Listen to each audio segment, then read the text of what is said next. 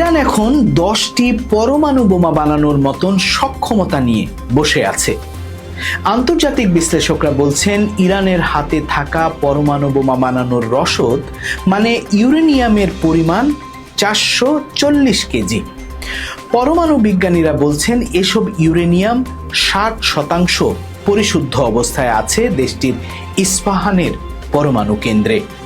চলমান সংঘাতের সময়টায় এই ইস্পাহান পরমাণু কেন্দ্রে হামলা করে মার্কিন ইসরায়েলের ফাইটার জেটগুলো। এখন যুদ্ধবিরতির আলোচনার সময়টায় পরাশক্তিগুলোর মধ্যে দেন দরবার চলছে কে আগে নিতে পারে 440 কেজির সেই ইউরেনিয়াম।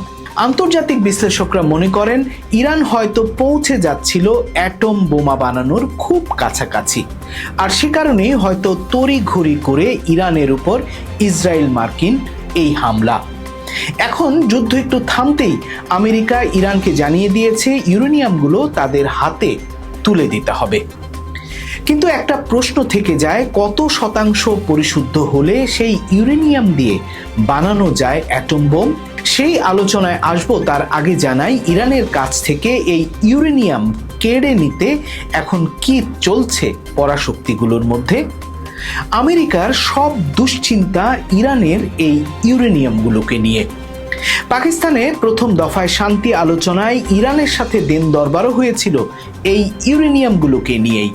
ইরান ইউরেনিয়ামগুলোর বিষয়ে কোনো ছাড় দিতে রাজি না। আমেরিকা আর ইসরায়েলের টেনশন, হাতে থাকা ইউরেনিয়াম দিয়ে যদি ইরান বোমা বানিয়েই ফেলে বা বানানোর সক্ষমতা অর্জন করে ফেলে তাহলে তাদের মহা বিপদ। কিন্তু সত্যি কি ইরানের হাতে থাকা ইউরেনিয়ামগুলো দিয়ে বোমা বানিয়ে ফেলতে পারে ইরান?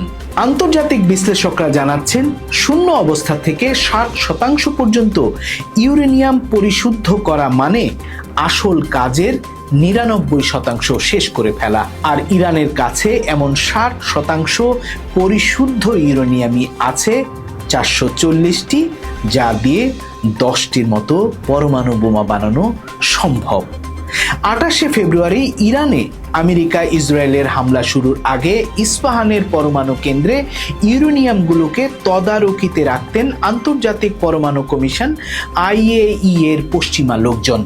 যুদ্ধ শুরুর পর তাদের বের করে দেয় ইরান, আর সেই কেন্দ্রে এখন নেই কোনো সিসিটিভি, নেই বিদেশি তদারকি।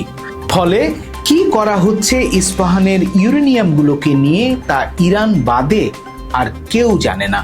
দ্বিতীয় দফা আলোচনা শুরুর আগে ট্রাম্প জানালেন ইরান এসব ইউরেনিয়াম তাদের হাতে দিয়ে দিতে রাজি, অথবা ইরানকে তা দিয়ে দিতে হবে। যদিও এই দাবি প্রত্যাখ্যান করেছে ইরান। তারা বলছে ট্রাম্পের এমন দাবি অলীক কল্পনা। আমেরিকা আরও প্রস্তাব দিয়েছে আগামী 20 বছর এই ইউরেনিয়াম নিয়ে আর নাড়াচাড়া করতে পারবে না ইরান। তাতেও রাজি নয় ইরান। অন্যদিকে রাশিয়ার প্রেসিডেন্ট ভ্লাদিমির পুতিন ইরানের প্রেসিডেন্টকে প্রস্তাব দিয়েছেন ইউরেনিয়ামগুলো তাদের হাতে তুলে দিতে। বলা যায় এক প্রকার কাড়াকাড়ি শুরু হয়েছে কে নেবে ইরানের 440 কেজি ইউরেনিয়ামেরই বিশাল মজুদ। প্রশ্ন থেকেই যায়, ইরান কি শেষ পর্যন্ত চাপের মুখে তা তুলে দেবে আমেরিকার হাতে? রাশিয়া এই ইস্যুতে ইরানের পাশে কূটনৈতিকভাবে অবস্থান নিয়েছে এবং পশ্চিমা চাপ কমাতে মধ্যস্থতার চেষ্টা করছে। বিপরীতে যুক্তরাষ্ট্র চাইছে চাপে ফেলে ইউরেনিয়ামগুলো তাদের হাতে নিয়ে নিতে।